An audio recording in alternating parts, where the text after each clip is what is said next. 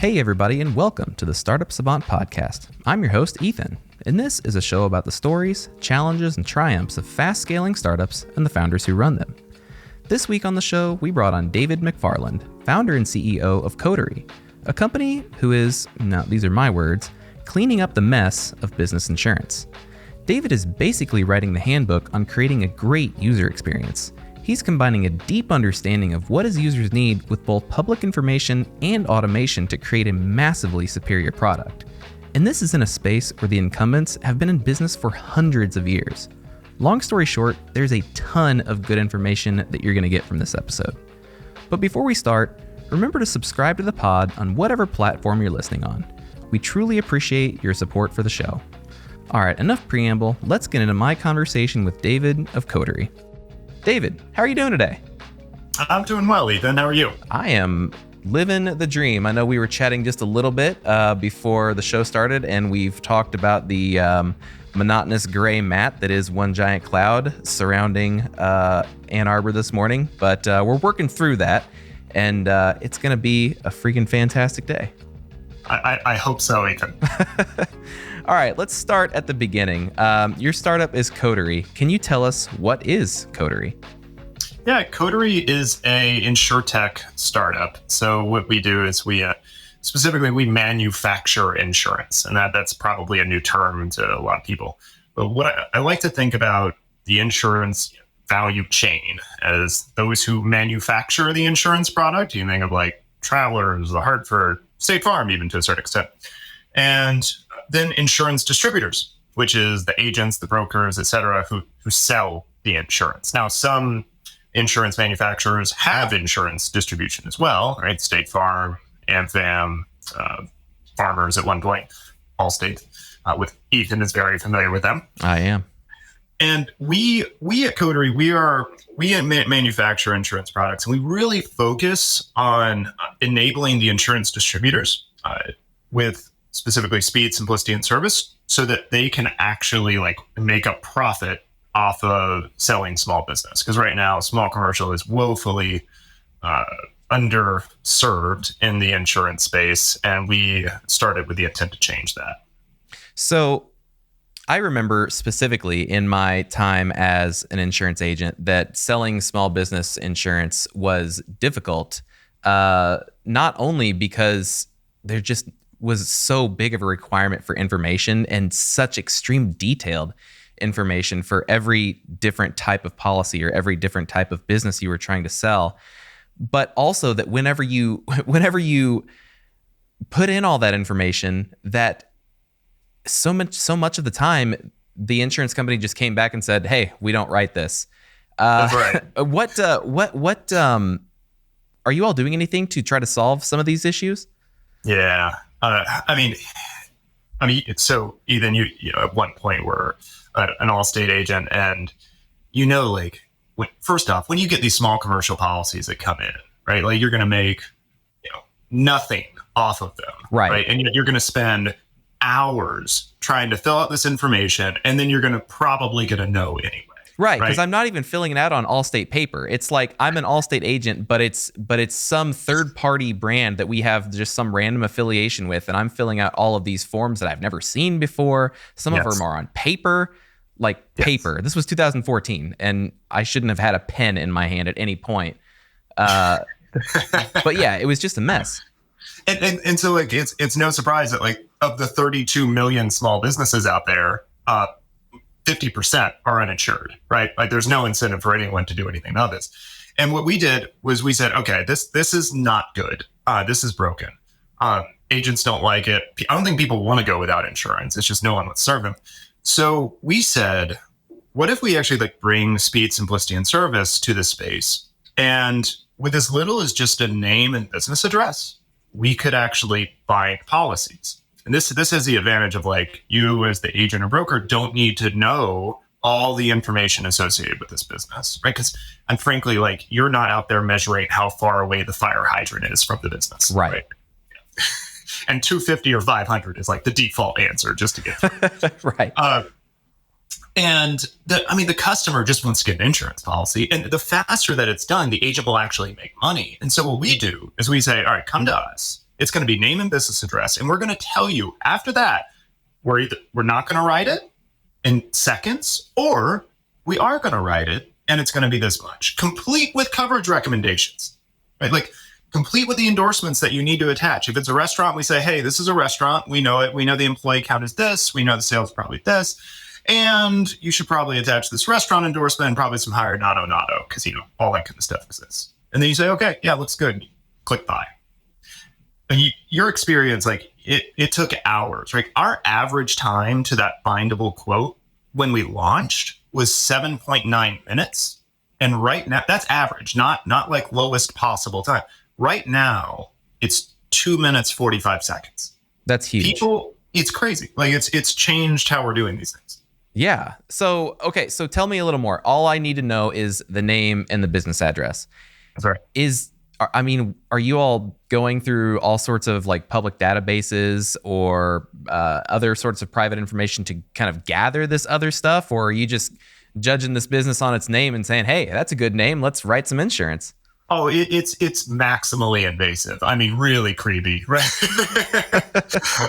Now, seriousness, like we collect roughly 3,000 pieces of information just off name and business address. We know everything about where this company is, what they're doing, sales data, employee counts, stuff like that.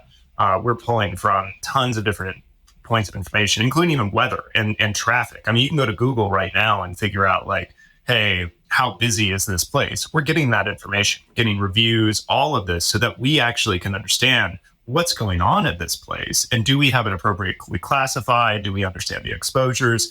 And that level of data that we get is frankly like much more exhaustive than what you're going to put in on an insurance application.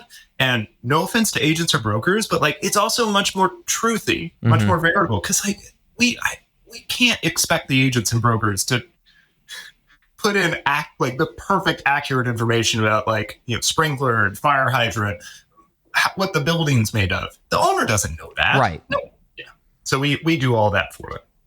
That's huge. That's awesome. So let's jump into a different part of this.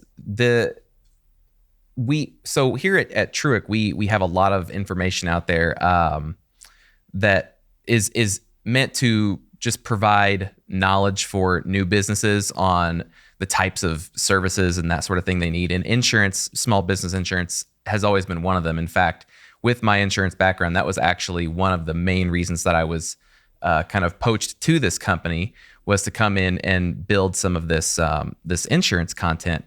And one of the things that I found when I was speaking with different insurance agencies and companies and that sort of stuff is and actually the way that I found it was kind of interesting, because I was on the phone with this guy and he was at a large insurance company, and we had talked a few times, and I said, hey, do you want to play a game? And he's like, wait, this is like a professional conversation. We did not know each other well enough for me to say this, but that's kind of my style. I said, do you want to play a game? And he's like, sure. And I said, I'm going to name the top 5 business ideas that we have, and I want you to tell me how many of them you can write.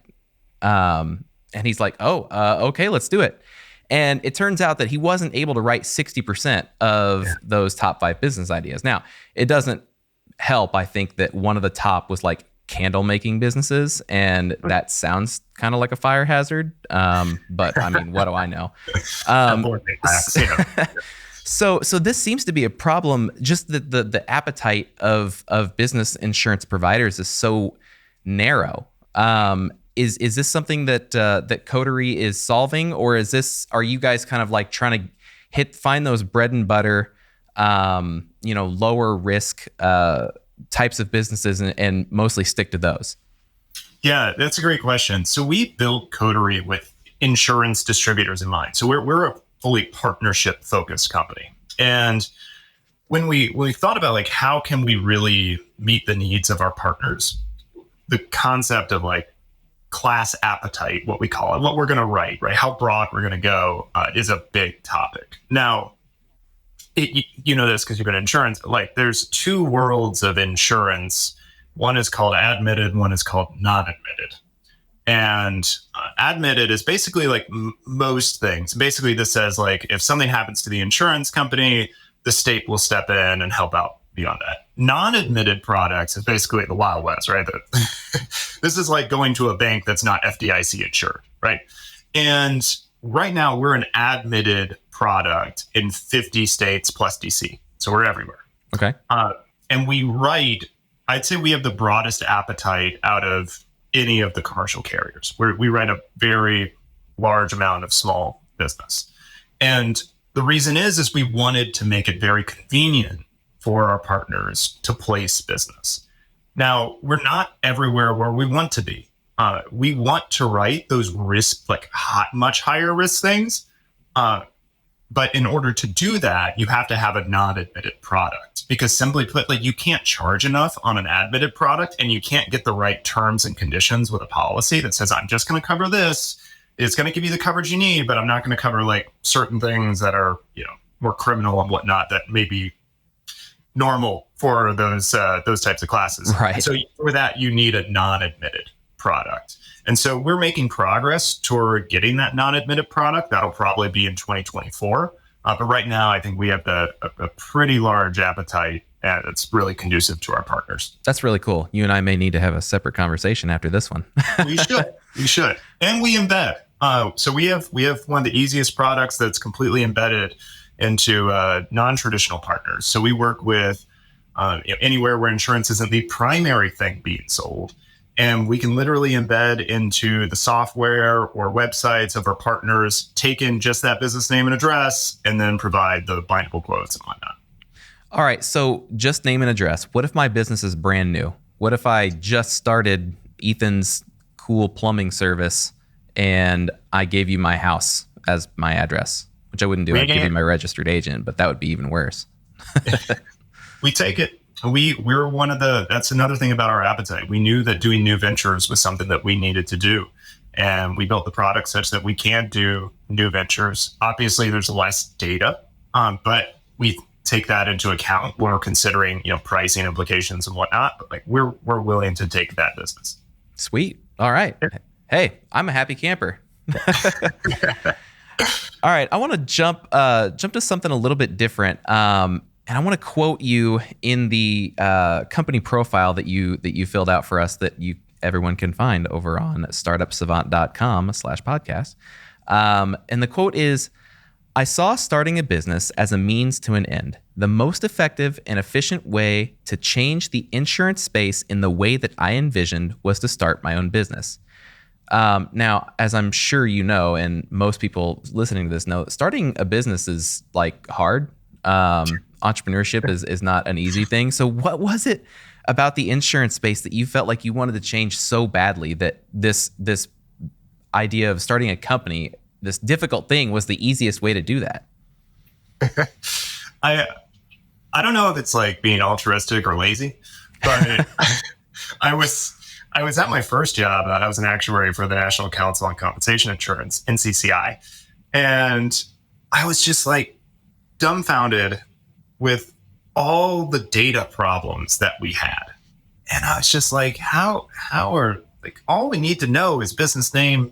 What we need to workers' comp is what people are doing and how much they're getting paid. Right. And I was this exists in HR systems, payroll systems. And we're still filling out forms and faxing it to people. And those numbers are wrong. And the amount of money that's spent reconciling all this stuff. And I was we could automate all of this and make everyone's life easier. And because here's the thing, in insurance, you make money on really two components: the loss ratio, which is how much you're paying in claims, and the expense ratio. And, in a normal insurance company on the commercial side, you may have 60% loss ratio and 40% expense ratio, meaning of the premium dollar, right? 40% is to expenses and only 60% is to pay out the claims. Right. And I'm we could save so much money on that giant expense ratio portion, pass savings on to the customers, and actually have a much more efficient, wonderful company to work with. And it was then I was actually driving in the car with my girlfriend who became my wife. I was I'm going to start an insurance company. This needs to happen. And I did try.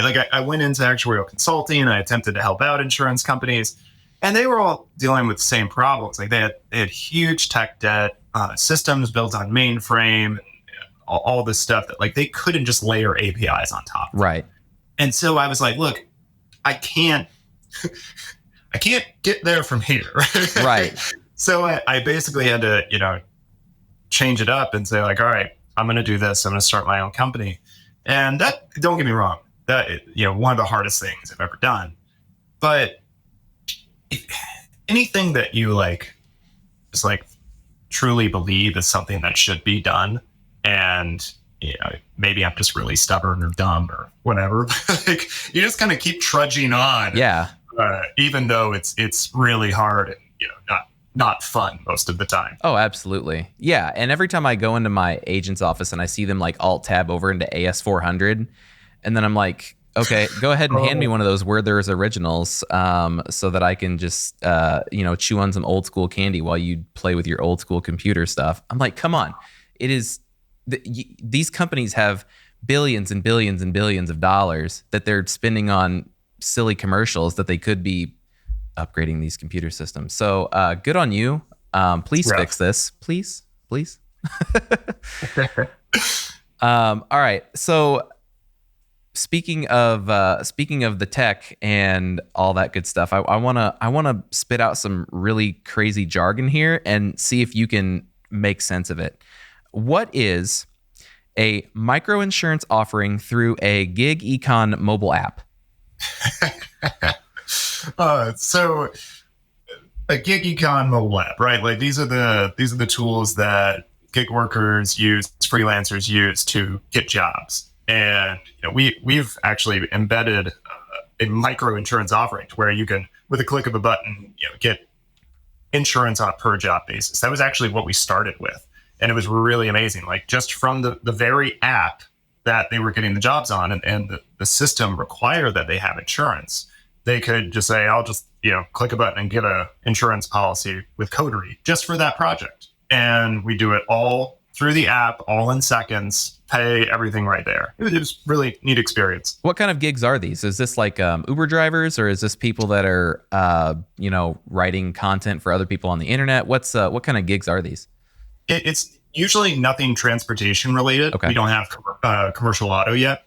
It was mainly like, it could be like writing content, but primarily for us, it was like electricians, plumbers, handyman type stuff.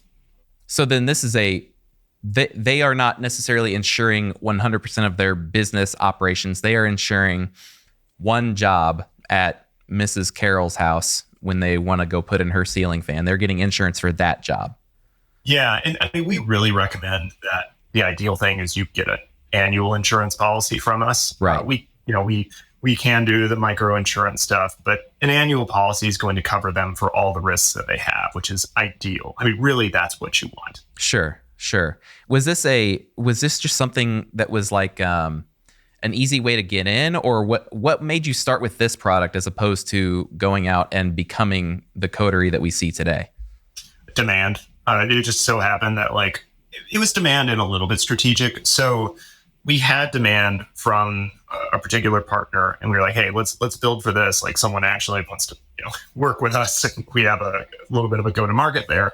But also we wanted to build out the system to do these kind of broad things. And then from there, we could narrow it down to, working with agents, working with brokers, distributing that way. It's much more difficult to build the way that everyone else has done and then broaden out from there. Right. Okay. So then this is kind of a nerdy insurance question here, but like, I don't particularly understand the back end of insurance. Like, does an insurance company need to have millions and billions of dollars just like sitting there waiting to pay out? And if that is the case, then this small insurance offering that you had, and being a small company, did you have like a huge cash stack behind you, or were you buying products like reinsurance for these little bitty policies, or how did that work? Yeah. So what we are, and there's kind of two ways, let's say, to do this. You can either go the MGA route, managing general agency route, or become a full stack carrier. Okay.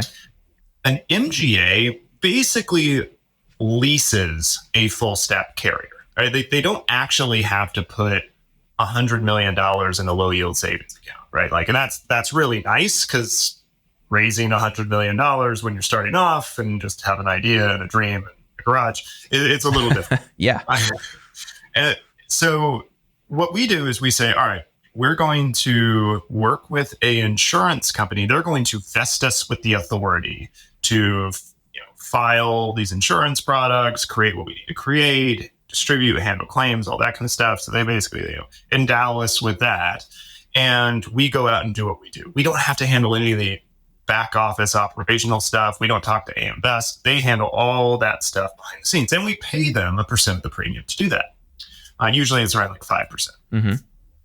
The alternative is you go start a full stack carrier, which some people do. And you do have to put $100 million in the bank, especially if you want to do commercial insurance where the AM Best rating is really big, right? You got to have an A rated AM Best. In personal lines, you can get away with a demo tech rating, and that usually has less capital requirements.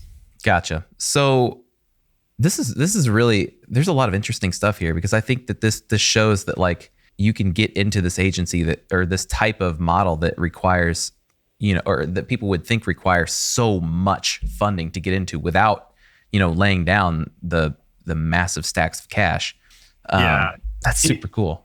The MGA route has provided a much lower barrier to entry, and that has some good things. It also has some bad things. Some people think that it's like easy to do insurance because now there's an easier route than going full stack. Right. But the problem is you still have to deal with like the complexity of insurance, and it's a wicked game. Yeah. If you know of like the book Range, right? There's like nice games and wicked games. Nice games, you have immediate feedback. Like, I did this and I was wrong. Right. Insurance is wicked in that like you do this and good things happen, which are actually bad, right? Like, my product's selling like crazy. This is good. No, it means you're being adversely selected against, and you're going to run 130% loss ratio. So this MGA model of starting an insurance company, let's call it, is this why we're seeing kind of all of these new age insurance brands that are all direct to consumer, and they say that they're gonna save you money because there's no middleman, and they have crazy commercials as well? Is that the model that a lot of these new insurtech companies are taking? A lot of them took that to begin with, and then on a lot of the hype that they were getting, they were able to raise lots of money to become a full stack carrier. And there's a little bit of a story in there. So most of the time, I don't want to speak for every company out there, but they went the route of like D2C, which inherently has higher loss ratios, lower retention, and really terrible cost of acquisition. Really? Yeah. Interesting. And when you combine all those things, that doesn't give you the greatest lifetime value. However, they got a lot of sales, right? Because potentially they were mispricing the product. And again, like insurance is a little bit of a wicked game in that like you put something out to market, you get really good feedback. You're selling like crazy, but that actually means you're getting adversely selected against, right? People, you're the lowest price because you've mispriced the product. And you don't know that until a year later when all the claims start coming in. Right. And so it took a while for the investors to figure out like, this is a company that has very bad value because the products that they're selling are losing them money. So what began as investors being very excited about the growth rates of these companies has now led to a lot of skepticism with a lot of the companies who have done well because they don't really have good books of business. So that's where we're kind of at in the insurtech space right now. Gotcha. That makes sense to me. Okay, so insurance, there are this slew of big name providers that we've all heard of. You've got the Allstates, the State Farms, the Farmers. A lot of these companies have been around for more than 100 years, and we've had tons of founders come on the show and say, we're looking at industries that are ripe for disruption because they've just been around for so long. But we're seeing these huge companies that are still the number one in the game, number 1, 2, 3, 4, 5, 6, and 7 probably. Are they just doing such a good job at kind of keeping up, or have they built somehow built themselves a moat that it does not matter that they are not, technologically advanced, that they can still operate and continue to be number one. Yeah, it's going to be tough to displace the top guys. Frankly, insurance, it can be pretty sticky. Like, new business insurance is not the stickiest. Like, the retention isn't great. But year 2 and beyond, that business stays for a long time, except in auto switches a lot. But if you have someone who's been on the auto side, they'll stick around. And so you have these top players who have been top players forever, and they've got this just massive renewal book, and that it's not going anywhere. Right. Like, these people are happy, and they get low loss ratios from high retention. I mean, that LTV of that book. And so they're willing to take a few hits on the new business side. Not only that, the amount of capital, the amount of surplus that they have just loaded up from years of being here, I mean, it's going to be really tough to push them. And when you have these new entrants, the new entrants have to suffer through like the slog of going through all the new business stuff, building up the renewal book, and then hopefully displacing them. But it takes a while, and you have to be patient.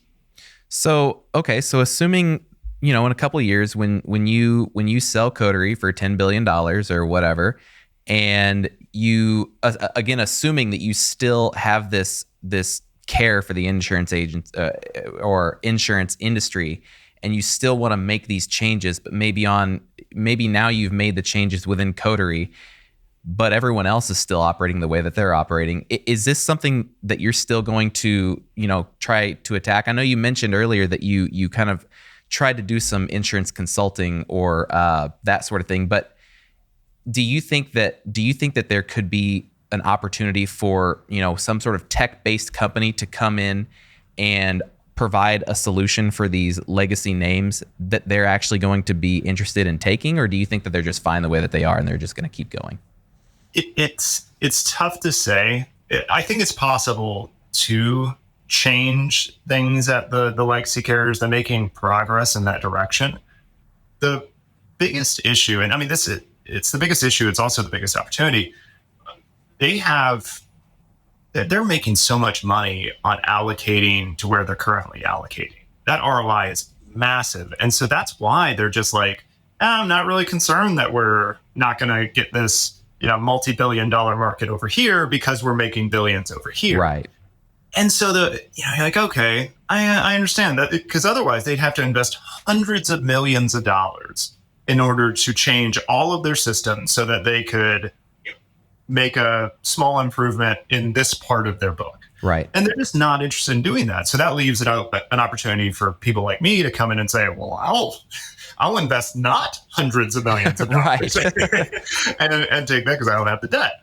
And, that's beneficial. And so to go back to your question, like, it may come at that point. They may, I think we're doing a pretty good job of continuing to take market share, and it will come to a point where they can't ignore it because, new entrants are taking this away from them en masse. And so that calculus may change at that point, and they may shift and say, okay, this is something that now has a higher ROI, because if we don't do it, the cost of not doing it is going to be detrimental to us. If that's the case, I think what we're doing just on the data side and the quoting side could be revolutionary in a number of insurance companies. But again, they've got to get to the point where it actually makes sense to do that. All right, let's talk a little bit about Coterie's funding. How is Coterie funded? We're funded by investors, VC. We I think like everyone, we take on venture debt as well every once in a while, but mainly VC. Okay. And then, so this is obviously there are lots of different, types of VCs. There are lots of different types of companies that are being funded. But I think when people think of the stereotypical, I run a tech company and we have an app that, is direct to consumer and it has hundreds of millions of users and XYZ and all that good stuff. This is clearly a different game than that. So What is it that makes Coterie and companies like Coterie so attractive to investors, VC dollars? I mean, at the beginning, for better or for worse, it was growth, right? I think people quickly figured out like, hey, really high growth doesn't necessarily mean really good insurance entity. We thankfully had really high growth with really good loss ratios, which is unique. And when you have that, when people see like, oh wow, they're growing really fast and they're beating the industry in terms of how low their loss ratio is. That's compelling to investors. They actually see that we do have good lifetime value. And so we've been able to demonstrate that. We've been able to demonstrate really good adoption with our user base, our partners who distribute our insurance product. I was looking at our top 10 the other day, and like, I think the minimal increase year over year was like 158%. Whoa. I was like, that's fantastic, Yeah. right? Like that's what you want. And the thing is, it's not complicated, right? Like, valuable companies create value. And so like, if you're creating value, then you're going to see that actually come out in the data, right? Like, what are your long-term customers doing? Are you writing more? Are they writing more? Are they doing more with you? Are you actually providing value to your end consumers? And the way to find that out is, one, look at the data, right? But also talk to them.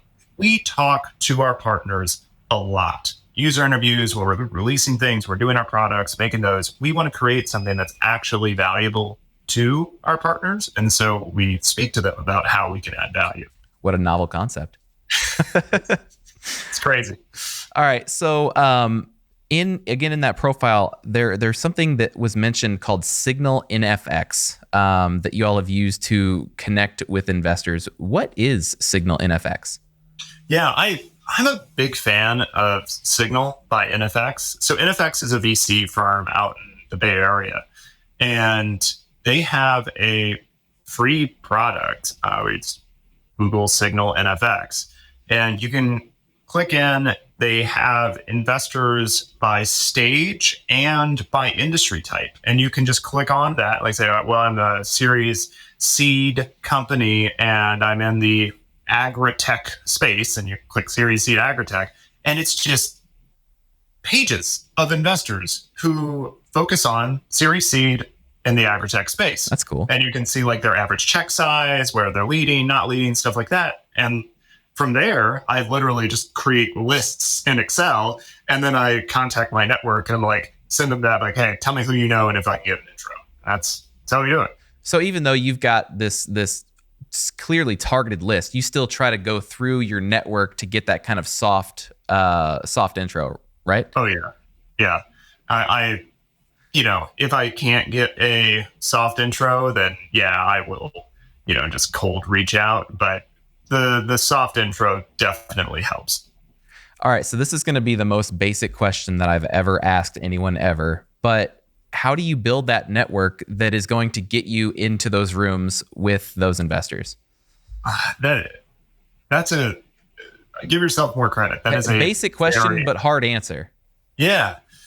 I mean, I was stupidly fortunate. I kind of cheated. So when I was at a company's prior to this, I was involved in like a corporate venture capital area of my company. So I got to meet a couple of people. Through that, I met a guy who's at another CVC, corporate venture capital group, that was looking to start a personal auto insurtech. He asked me to join him. I told him, I was like, look, I want to start something on the commercial side. I'll help you, but I want to learn how to do this, including fundraising, all that kind of stuff. So he took me to the funding conversations, the pitch conversations, all that stuff. And I started building a network through that and through him. And so when I actually did go off, he was very supportive and helped me continue to get connected throughout the network, and et cetera, et cetera. And basically it's very viral, right? Like you connect to one and then they connect you to these and they connect you to that. And that your network expands pretty significantly through that. There's also a guy who's in Ann Arbor, Mark. He's with RPM Ventures. I don't know if you're familiar with him, but that guy is ubiquitous. And there are a few people in the industry who are ubiquitous. They know everyone. They are everywhere. If you find one of those people, they're a gold mine, and they're usually willing to help you out. So do you feel like you found most of your investors through the Signal NFX platform and then through these soft intros, or was there a different way another way that you've seen more or less success with? In the beginning, it was primarily through soft intros and NFX Signal. Now it's a mixture of, and this sounds totally like prima donna. But it is like they reach out to us and they're interested in how things are going. Meet new investors like that. And it doesn't hurt to put yourself out there. I would recommend at a certain stage, be more mindful about who's reaching out. No offense to associates or anything like that, but a lot of time the associates are just there to gather information. They're not actually looking to do a deal. And that can be just a waste of time on the founder. And so like, if it's someone who actually wants to talk to you and they're interested in your business, they're usually not sending an associate out. Sometimes they will. It depends on the firm. But like if it's like a managing director or something, talk to those guys. They know what they're really interested in you.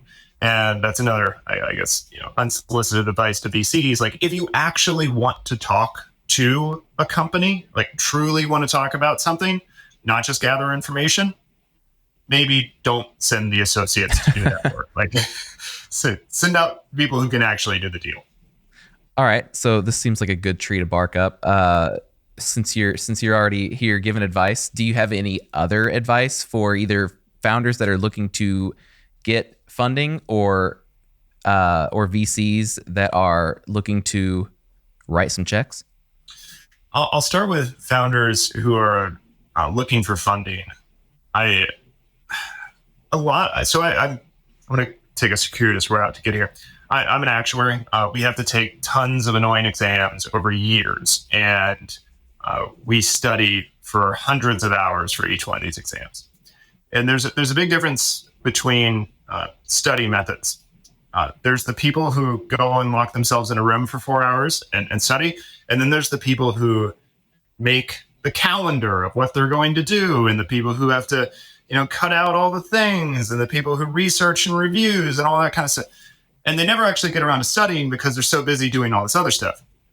Just do it. Like just go out and reach out to the investors. Like create a list and go. It's so often people are either afraid of rejection or they're too consumed with like the short term, like, oh, I did this, right? Like, and they get focused on like micro productivity, which is time wasting, right? You're doing something that's going to take 3 to 6 months. You're not going to have success until like money's in the bank. And that's a long game. And you're going to have to just have days where you slog through lists and it's going to suck. Like, it's no fun, but do it. Like, just do it. Just do it. And, it's a lot better than, these like short-term happy feelings that you like did this little thing, but then you don't have any money in 3 to 6 months. Right. Not ideal. And no one's magically going to call you up and just say like, here's a term sheet. No, you have to put down 100 names and call all of them. 99 are going to say no. 1 is going to say maybe. And then you got to squeeze that maybe until they're a yes. Yep. There you go. Yeah. And then one more, I'll add to that. We had a guest on in one of our very early shows. His name was Saul Brody. Super cool dude. He gave this piece of advice, and I'll just say it for everyone listening out there. If you haven't heard that episode, go check it out. But the advice is, when you make that list, when you go to just do it, put them in order of importance from the top down, most important, and then the bottom is the kind of like we're gonna call just a call, and start from the bottom. Because if you sound dumb, if you don't know the right things to say, then sound dumb in front of the people who really don't matter, and get that lingo, grab those names, whoever they mention. That way, when you get up to the top of the list, you know what you're talking about. You know the names they're referencing. You know all the businesses. You know everything around it. Start from the bottom of that list. I loved that advice, and I've taken it. So practice your pitch, and it's better to practice your pitch on the bottom of the list than the top of the list. Darn right. Yes. All right. So we're moving close to the end here. I know you've got a busy day in front of you. We're going to start the wrap up. What is next for Coterie? Next for Coterie, we're continuing to expand our product appetite. Like I said, like trying to make it even more convenient for our end consumers. Over 2023, we're going to be really improving a lot of efficiencies and just making kind of delightful adds to the product. And then towards the end of 2023, you're going to see more expansion into workers' comp. We've actually launched workers' comp in a very small way, just testing it internally, basically, but it's quote unquote live. We're going to expand that to our partners more broadly in 2023. And then really in 2024, we want to get into that non-admitted space where we can provide even more value by writing more of the businesses that our partners write. All right. So I know we've already talked a little bit about advice, but that was funding specific. I just want to get your number one piece of advice overall for early stage entrepreneurs. It's do the things that are short-term negative, long-term positive. So many times people want to do things that are short-term positive, but end up being long-term negative, right? Like, saving for retirement is short-term negative, right? You got to put money away, but it's long-term. You're not food when you're 80. And when you do that, it compounds on itself. You get a lot of benefit in the long term. Whereas the people who continue to compromise and do this and that in order to shortcut their way forward, they don't get the long-term benefits of truly great businesses. And it starts from the beginning. It's very difficult to make a bunch of short-term positive decisions and then all of a sudden change direction because you've built up a lot of debt. Instead, start from the beginning with short-term negative, but long-term positive decisions. I think that is an excellent piece of advice. All right. Where can people find David online, and how can our listeners support Coterie? You can find David online via LinkedIn. You can search David McFarland at the CEO, founder of Coterie. And you can find Coterie. We're on LinkedIn too. We're also on like Instagram and a lot of other things. But you can find our website as well at coterieinsurance.com. All right. Easy enough. You know what? I have one more question. Coterieinsurance.com. There was a story about Coterie Insurance. What was going on with Coterie.com? Oh, for the viewers out there who are just listening, we've got a head palm here. Face palm, I guess that's what that's called. We have a little bit of a lag. Sorry about that. This fine. Just happened. It's back. But what happened was, and this is just painful for me to admit, when I was starting and didn't have any money whatsoever, I was thinking about names and whatnot. I was like, I really like Coterie, and it was available. Like Coterie.com was available. I was like, sweet, I'm going to reach out. No one knows what this word means, so it's probably going to be cheap. Person responds, it's like, we'll start the bidding, in the tens of thousands of dollars. I was like, that's not going to work. Yeah. And I said, good luck selling it for that. Well, a couple months later, I'm starting Coterie, and Coterie.com is no longer available. And instead, it belongs to a diaper company. And I am forced to have coterieinsurance.com. And when I was pitching and doing all these things, everyone thought that I was a diaper company, which, it was tough enough to get over the fact, how do you pronounce your name? And then they're like, oh yeah, you're the diaper company. And I'm like, no, I'm not the D2C diaper company. We do insurance. So yes, that was not one of my proudest moments as a founder. Penny wise, pound foolish. Yeah. All right. So that's slotted into the number 2 piece of advice. Buy your domain and don't just mess around with it. I've had pain on that side as well. Yeah. All right. Cool. This has been awesome. Tons of fun. Everyone, we're going to put in all the links we discussed and everything else we talked about today in the show notes over at startupsavant.com/podcast. David, this has been a true pleasure. I hope that things continue to go well for Coterie and for you. Thanks, Ethan. Thanks for having me on the show. It was a delight. Absolutely. All right, that's going to be it for this week's episode of the Startup Savant podcast. Thanks for tuning in. Remember, one of the best ways to support the show is with ratings or reviews on Apple Podcasts. So if that's where you're listening from, we would love to hear from you there. Thanks again for hanging out with us, and we will see you next week. Until then, go build something beautiful.